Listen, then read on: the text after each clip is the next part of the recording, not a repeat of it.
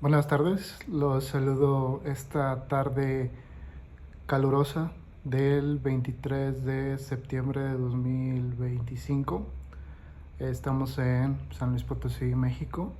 Y bueno, esta es una entrega más del canal en el que hacemos estas breves, a veces no tan breves, reseñas acerca de mis libros favoritos o en este caso libros que haya tenido la oportunidad de leer y terminarlos.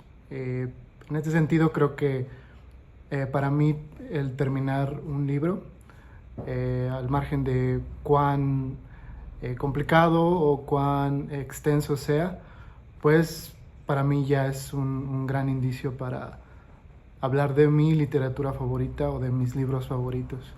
Eh, en ese sentido, pues toda vez que un libro no nos guste o algo, pues no hay ningún problema en dejarlo, ¿no? Y no es que en este caso se deje permanentemente, digo, justo a propósito de esta reseña, hablaremos de un libro que intenté leer el año pasado, lo dejé y tomé la decisión de intentarlo una vez más y finalmente, más o menos en el transcurso de un par de semanas, pude completar lo que es la última novela de eh, Juan José Saer, La Grande. La Grande fue publicada en el 2005 y bueno, ¿cuál es la intención en esta ocasión? Pues digo, más que platicarles eh, o ir mucho al fondo de la trama en esta novela, pues creo que serían un poco más algunas anotaciones eh,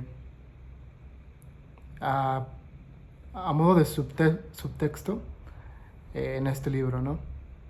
Eh, bueno, no está de más comenzar con pequeños datos biográficos. Juan José Saer es un escritor argentino. Él nació en el pueblo de Cerodino, en Santa Fe, Argentina, en el año de 1937 y murió en París en el eh, 2005. Bueno, de lo que yo he tenido la oportunidad de conocer biográficamente de Saer, pues es un escritor que muy tempranamente decidió instalarse y desarrollarse profesionalmente en París, abandonar Argentina, ¿no? Ese es un tema importante, me parece. Eh, Entre otras cosas, bueno, a Saer, su obra en general, se le, se le ha considerado como el mejor trabajo literario argentino después de Borges. Eh, y bueno, creo que puedo decir que es un justo calificativo el poner a la misma altura de Borges a Juan José Saer. El, digamos, la expresión literaria de ambos es, digamos, inclusive eh, equidistante, o sea, son escritores muy distintos en el sentido de extensión, temas, pero a propósito de eso me parece que justo se hace esa, eh, esa comparación y al final lo que termina siendo, digamos, un empate en cuanto a la potencia y la amplitud, la brillantez de la obra de ambos, ¿no? Eh, la Grande, en este sentido, eh, quise acercarme a La Grande, aun cuando se entiende que fue una obra que Saer no terminó, está incompleta, porque, bueno, él murió antes de terminarla, aunque se hace la aclaración editorial que casi que, casi, perdón, casi que la terminaba, ¿no? Ya estaba lista para la imprenta, a excepción del último capítulo, que los herederos y los editores de Saer explican cómo en realidad iba a ser un capítulo breve, mucho más breve que el resto de los capítulos, que haría un modo de coda, una pequeña conclusión a propósito del resto de los otros capítulos. Esta es una novela que se divide en 7 capítulos que corresponden a los 7 días de una semana. Me gusta mucho esta situación, y no es gratuito que yo les haya platicado que es una tarde calurosa aquí en México, porque justamente La Grande se desarrolla en esta semana veraniega, en este caso en el Cono Sur. Como sabemos, pues allá las estaciones son distintas, entonces los días más calurosos del verano vendrían siendo, si no me equivoco, los primeros meses del año, más o menos por ahí de abril, mayo, sería como lo más caliente, ¿no? Y es interesante en este caso. Entiendo que, bueno, se desarrolla justamente en esa parte del año, y repito, son 7 días, cada día tiene una temática diferente, y bueno, ¿cuál es vamos, la línea narrativa de La Grande? Es la vuelta de un escritor, en este caso es un guionista, mudado a París, pero que por ciertas circunstancias decide volver a Santa Fe, decide volver a Argentina, y más o menos la novela circunda a propósito de esta fiesta, esta reunión que está planteada para el fin de semana de esa fecha en la que convergen estos personajes en La Grande. Como algunos podrían ya saberlo, y si no, pues creo que es justo anotar, La Grande es uno de todos estos libros que conciernen a estos personajes santafesinos en la obra de Saer. Nosotros tuvimos la oportunidad de conocerlos por primera vez, al menos alguna generación de estos personajes de Santa Fe, Argentina, que son Pichón Garay, el Gato Garay, Carlos Tomatis, y en cuanto a la pesquisa, digamos, la juventud de los personajes, el personaje joven, en ese caso, es Soldi. Ellos mismos, al menos Tomatis y Soldi, aparecen aquí en La Grande, y son justamente invitados a este asado, a esta reunión veraniega en Santa Fe, en la casa de Willy Gutiérrez. Aparte de Willy Gutiérrez, conocemos a Nula Anoch, que es un vendedor de vinos. Él se encarga de más o menos ir distribuyendo y llenando, ir distribuyendo el vino y llenando las, ¿cómo se diría? Llenando las gavetas de vino de las clases profesionales acomodadas y quizás altas de Santa Fe, ¿no? Él es, a propósito de quién es Nula, pues es este personaje que entra a la Facultad de Medicina, decide renunciar a la medicina, porque para él, presuntamente, la medicina lo dejó insatisfecho filosóficamente, parecía como una especie de la medicina como una especie de lenguaje universal al margen de las particularidades, algo así. La relación de la medicina con la muerte lo perturba de cierta manera, y por eso, para llenar su hambre intelectual, decide cambiar a la Facultad de Filosofía, cosa que pues no termina, y en realidad para mantener a su familia se dedica a vender vinos. Él se contacta con Gutiérrez para justamente encargarse de el vino que se beberá en esa reunión sabatina. Ahora, pareciera un poco increíble, quizás, que una novela de 450 páginas, vean, es un libro bastante gordito, pues solamente sea para una fiesta, ¿no? Y creo que eso es el meollo de esta reseña, es reconocer pues la intensidad, la profundidad lingüística que concierne a la obra de Saer, en particular a esta su última novela.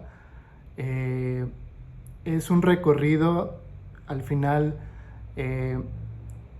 por todo lo que es la gran parte la segunda parte del siglo XX argentino.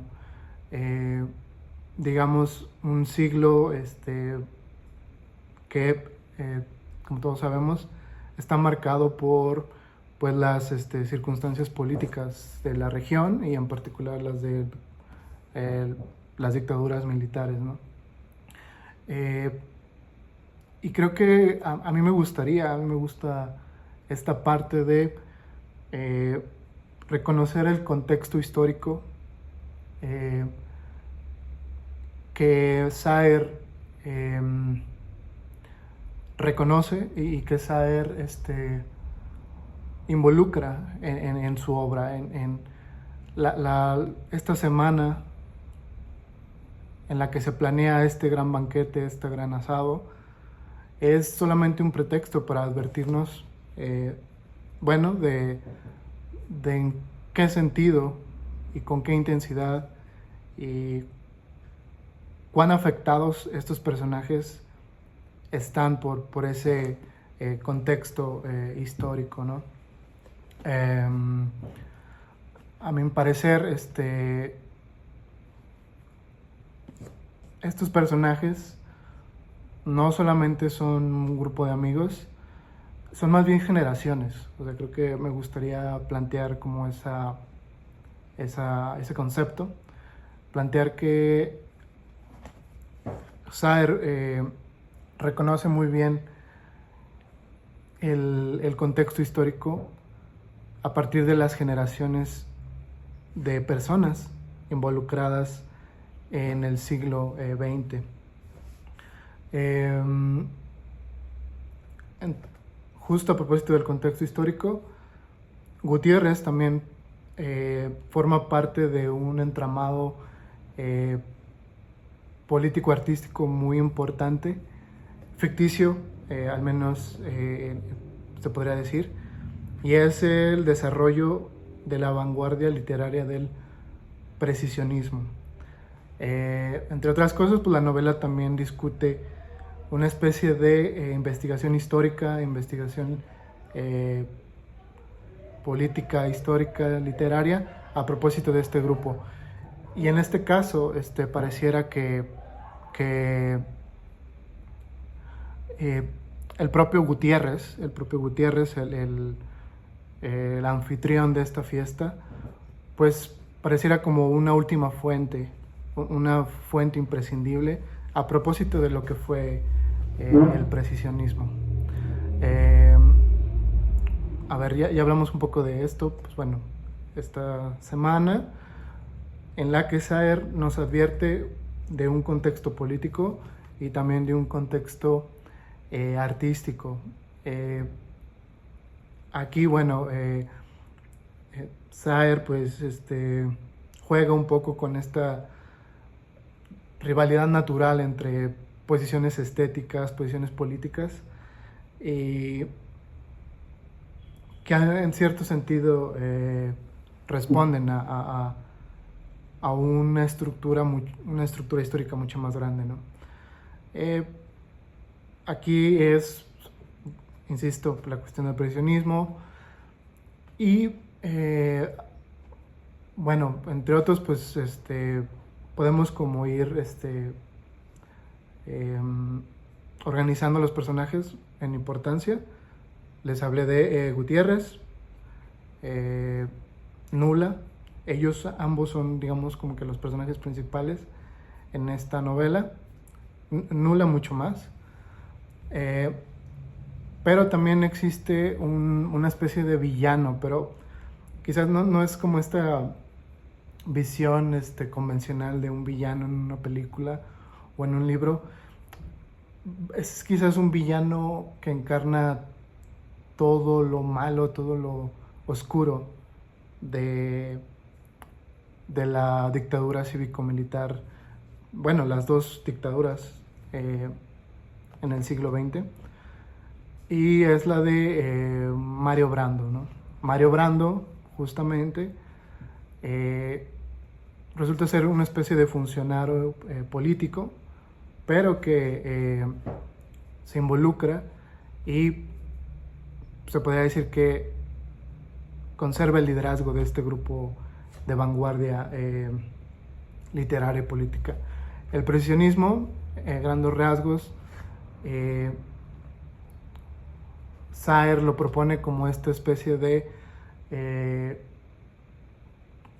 apuesta estética por el lenguaje científico, el lenguaje técnico, que advierte de los avances y el desarrollo económico y tecnológico de las sociedades capitalistas, ¿no? Existe como esta especie de realce, de gusto por lo nuevo, por lo tecnológico, pero es bien interesante para, al menos como lo propone Ser, porque al mismo tiempo de que hablan de lo nuevo, es una vanguardia, digamos,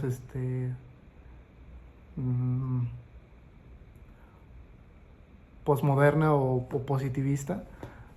Conservan las formas literarias convencionales, ¿no? El soneto, la silva, las formas más convencionales, tradicionales de la poesía lírica.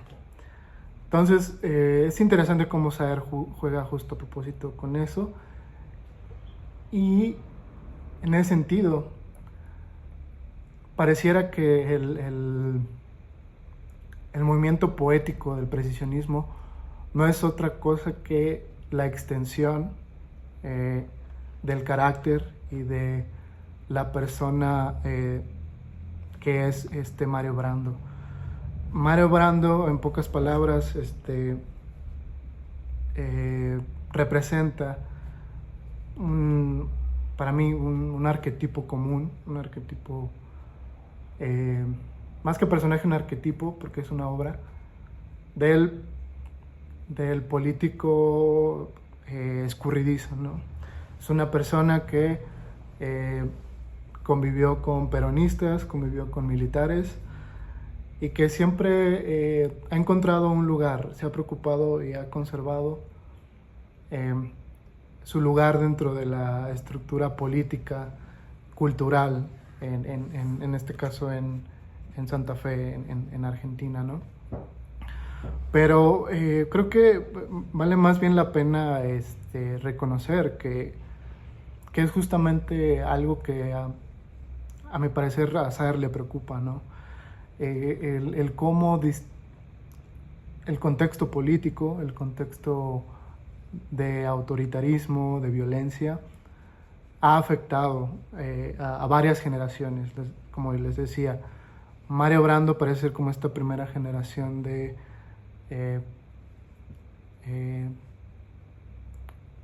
de esta primera generación de la sociedad santafesina, involucrada en la política y en la poética de provincias, pero también después de él siguen algunos otros, en este caso propio Gutiérrez. También se comenta a propósito de Pichón Garay y de Gato Garay, y posteriormente pues ya los personajes jóvenes que en la obra de Saer podríamos identificar como el propio Nula Anoch y Soldi, pero Soldi es mucho más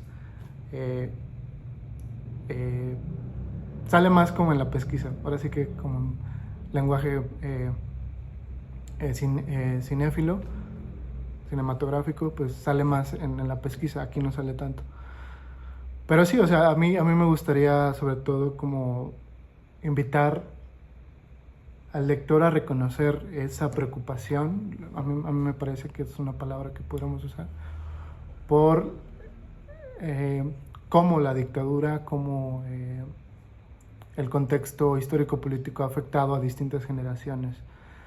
De pronto los personajes, algunas generaciones tratan con cierto humor la cuestión de la dictadura, y en cambio en generaciones más nuevas, al menos en el contexto de la obra, también se trata de distinta manera, pero siempre pareciera ser como un fantasma, un eco ahí que permanece y que afecta sin lugar a duda a los personajes. Nula parece ser como una especie de galán, es digamos una especie como de galán promiscuo, pero muy en el fondo también en esa promiscuidad se esconde cierto pudor, cierto temor, yo detecto. Un poco también en la novela, alrededor de esa semana vamos siguiendo a Nula en todas estas aventuras sexuales que mantiene con distintas chicas, pero al mismo tiempo como él lo usa para un poco arrojarse al mundo con seguridad, reconocer a través de la sexualidad lo exterior, el mundo que lo rodea, y también justo desde sus personajes el propio Saer también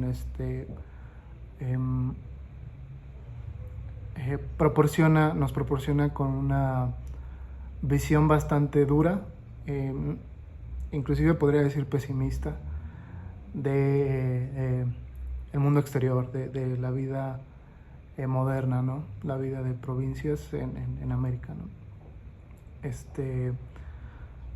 Sí, digo, nos podríamos encontrar a lo largo de la novela, nos encontramos con estos contrapuntos poéticos bastante duros, bastante, Martin Cohen habla de espesura, ¿no? Duros, espesos, pero al mismo tiempo, digamos, sublimes, o sea, en la definición clásica de lo sublime, que es algo que no es necesariamente bello, pero que abruma, que asombra y que sorprende, una especie de acantilado verbal, te absorbe esa narrativa tan densa, tan dura, ¿no? Pero que en eso, digamos, en eso el lector reconoce a Saer como un escritor imprescindible. Entonces, bueno, quisiera como si ir planteando pues estas distintas vertientes, distintas líneas de lectura de la obra de Saer, ¿no? Está la cuestión contextual, un poco más histórica, la parte lírica, la parte de la poética sublime, densa, dura de Saer, y también, digamos, la parte psicológica, ¿no? De reconocer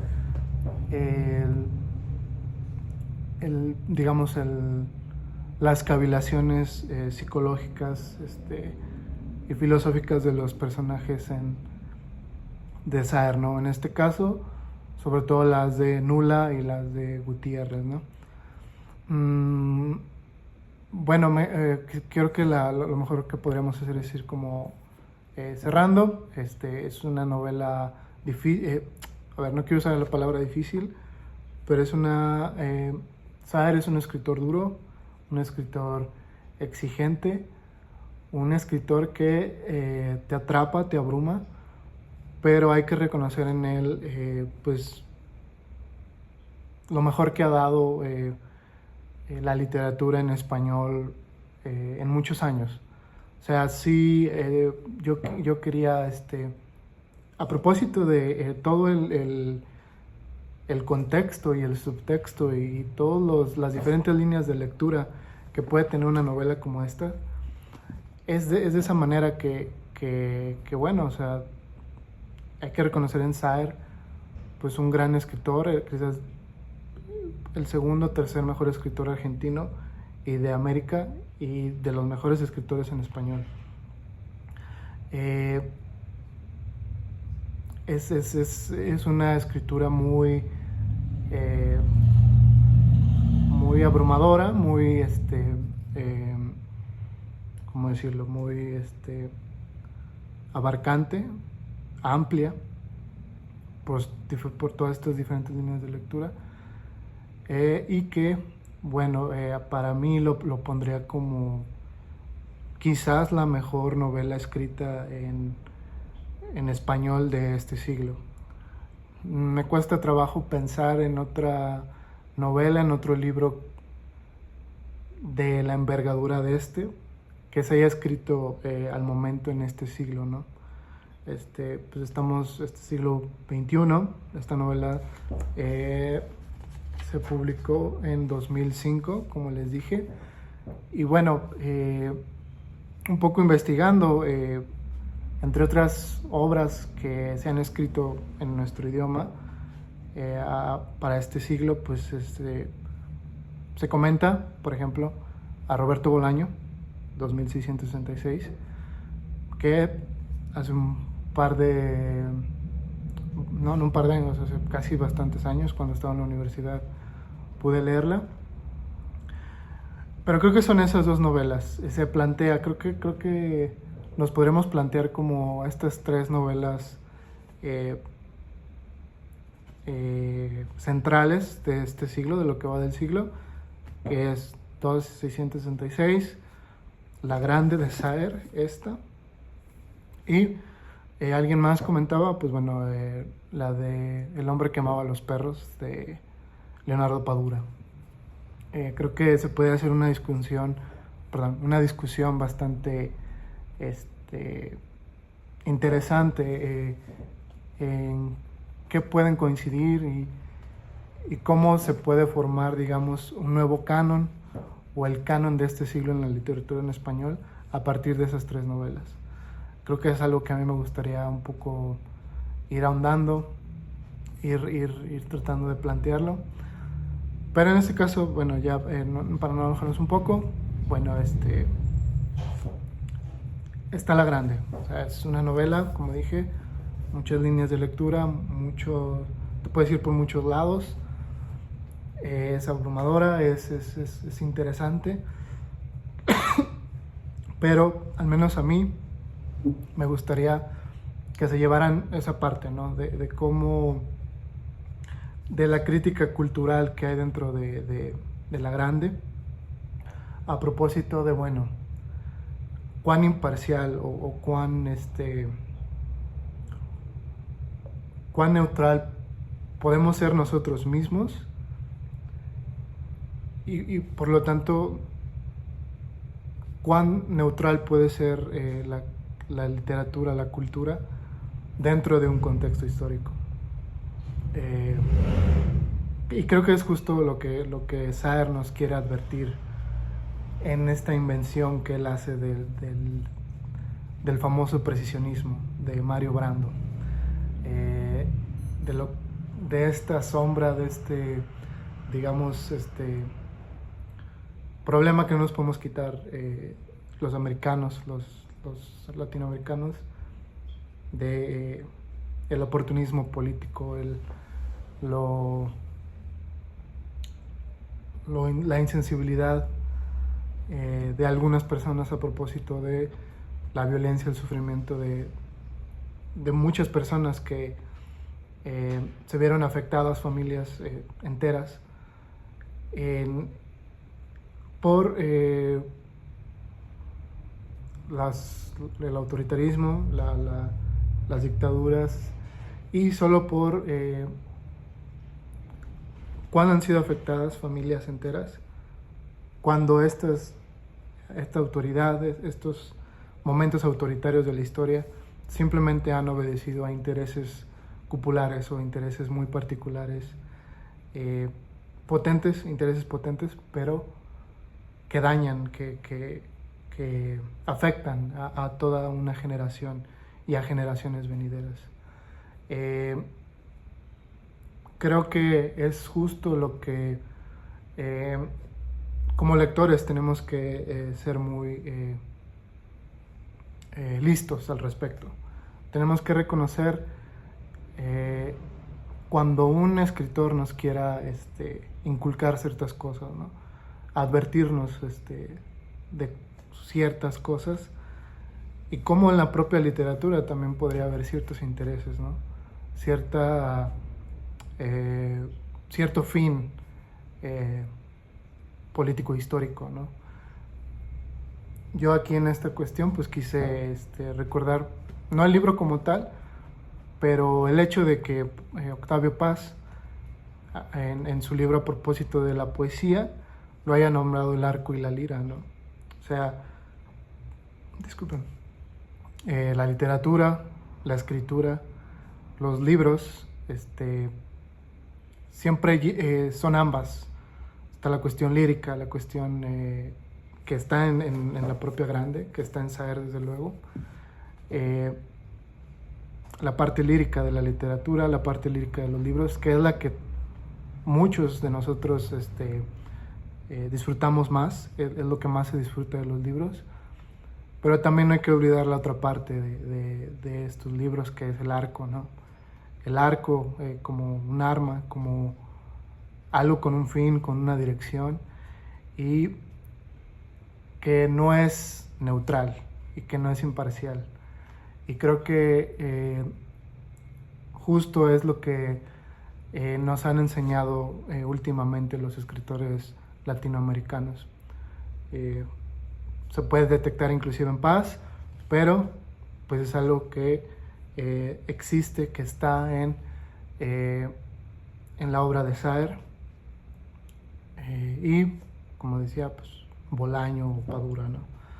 Pero bueno, léanlo. Bueno, en realidad creo que aquí sería importante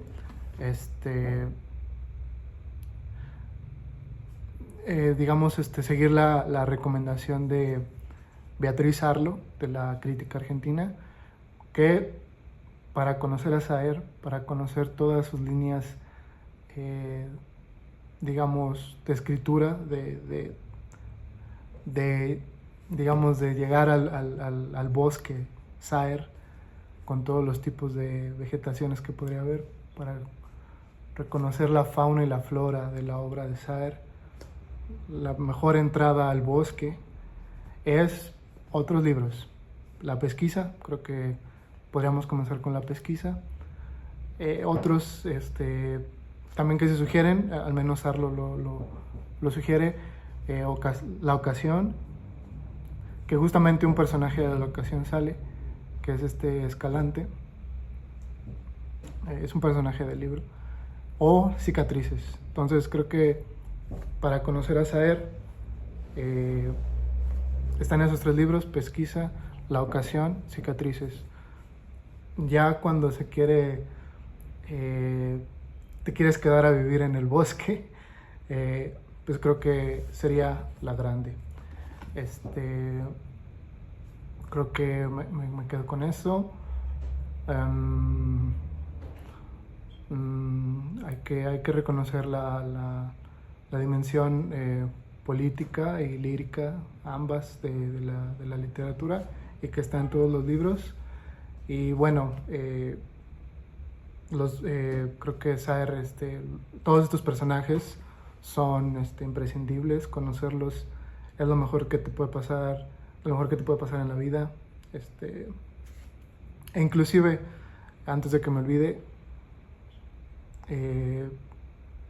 al que conoce la obra, yo quiero pensar que el narrador es el gato Garay. Alguien quizás lo sepa reconocer, podríamos discutir al respecto. Quien haya leído La Grande reconocerá que en cierto momento hay un cambio de tercera persona a primera persona. Yo creo que no es gratuito, creo que ahí hay algo, como sabemos, que concierne al gato Garay, al hermano de Pichón. Pero bueno, podremos discutirlo después. Y bueno, ¿qué más? Pues todos ellos, Nula, Gutiérrez, Tomatis, grandes personajes. Y bueno, ya para terminar, léanlo, conozcan a estos personajes. Ya tenemos estos otros libros donde los pueden conocer. Si se encariñan con ellos, si quieren vivir con ellos, si quieren recorrer el laberinto, el bosque con ellos, pues tienen otras obras como lo es ya La Grande, Glosa. Creo que son esas como las más importantes. Y bueno, creo que para cerrar esta reseña puedo leer una pequeña parte.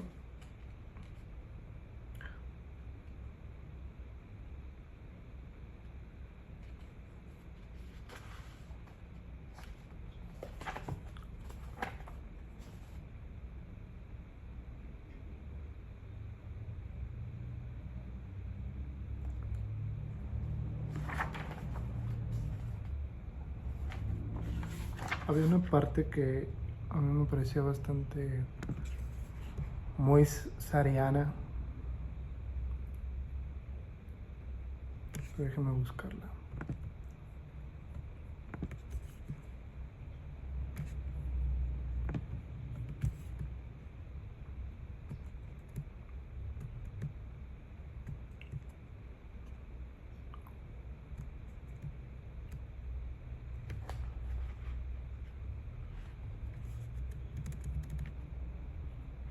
Bueno, sí, o sea, te quiero ver la dimensión psicológica, histórica, filosófica, lírica, todo eso está en Saer.